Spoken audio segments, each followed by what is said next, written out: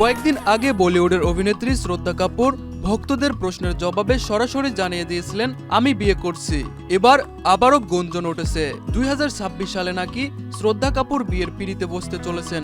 তবে প্রশ্ন হচ্ছে, কার সঙ্গে?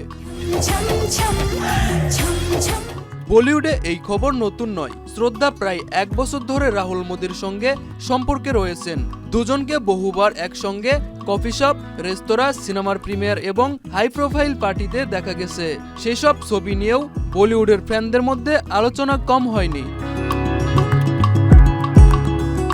যদিও রাহুল মোদির নাম শ্রদ্ধার প্রেমিক হিসেবে নতুন মনে হতে পারে, তবে তিনি বলিউডে কাজের অভিজ্ঞতা সম্পন্নই।